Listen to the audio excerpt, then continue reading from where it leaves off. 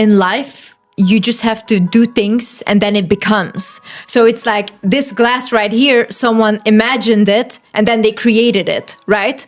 So if you imagine yourself as a version that you want to be and you start acting like it, that's when it comes into the physical realm. But it all starts here. So no matter who you are right now is who you are telling yourself that you are. Yeah. It's who your parents told you that you are. It's who society told you how you have to act and how you have to be. So who you are, or like just be who you are, doesn't make sense, because who are we at the end of the day? I think we are just all souls on earth and we don't know how to behave as humans. We're just waiting to return back home. Yeah. But we're here like, okay, what is this, guys? You know? But it's nice. Then I see life as a video game. I see life as like, okay, I can be whoever I want to be because it doesn't matter at the end of the day. I will never be who I fully am, because it will always be constructed by things around me or people around me, because that's how we just are. We're a soul, not a human, okay? We're just here experiencing life on earth. So once you accept that and you think like, what does feel most comfortable for me? Who would I like to be? Who would I be happy if I was this person? Then you start acting like it. You start acting like that person. How would they act? How would they dress? What would they accept? What would they not accept? What are their daily habits? And once you do something long enough, it becomes your life, right? You do it something over. If you're used to like going to the gym every morning you wake up, you'll have a fit body because you're just always at the gym. And it's now like a practice that you always do, right? So you just start to, you cannot be an imposter when you understand that everything starts in your mind first. That's just how life is. Even diseases that we have, the physical diseases that we create, start first in the mind. A lot of people, they get like crazy illnesses because trauma is stuck. Yeah. A lot of stress and all these things, but these are emotions. It's all emotions before it comes into the physical. So once you understand that, how can you be an imposter? Because it starts here, you know, everything, you know, they say the same thing about being delusional. They say, oh no, you should not be delusional. We're delusional every single day. Every day we're delusional. We wake up thinking we will not die. No one is waking up, today I'm gonna die. Today I will die. No one. Everyone believes that they will live on until it's your time, of course. You know what I mean? So you can be delusional every day in life, but not about the thing that you want. That's like too far, right? No, like once you understand, this mind creates your whole life. Once you change the mind and once you change the things that you think, or you set a goal for yourself in like, this is the person that I want to be. This is who I want to show up as in this human body. Yeah, because it's like a game. Then that's who you become. That's who you become. That's how people will treat you.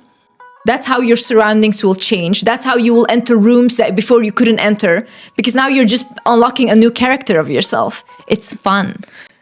Oh my God, yeah, it's like a new level. Yeah, it's like a new level. I like that analogy. But okay, you also touched on this, and before I forget, because your brain is moving so fast and I'm trying to keep up. I was like, it's too fast. Every time you say something, I make a mental note. I want to ask her this, and then we've reached 10 later.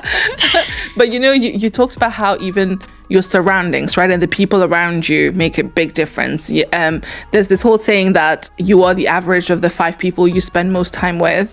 But one thing I have experienced, and I'm sure you have, given how quickly your life changed as well, is that a lot of people, you outgrow friends, especially who were there in very good times. And I've been very surprised to see how some friendships evolved, and some of them stayed very true with me throughout. But some people who were there in the trenches, kind of like rooting for me, hoping it will happen, but then when it happens, they're not that happy about it and they don't celebrate your wins. How do you deal with that?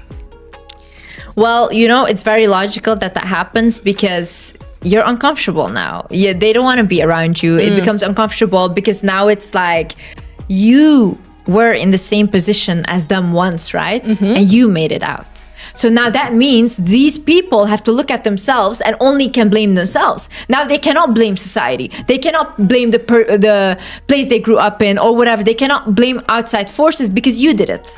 So it's like, ooh, so I could do it too, but I didn't. and that eats away at them. And then jealousy gets created. You know, I think jealousy is a good emotion. Why? Because it shows you what you want. If someone is jealous of me, they just want what I have, or what they think I have, right? What the glamorized version of that is. But that's good. So now you have a goal. Take that jealousy, transmute that jealous energy into creating that. Because I'm not sitting here telling I'm better than you. I'm sitting here, you can do the same thing, you know?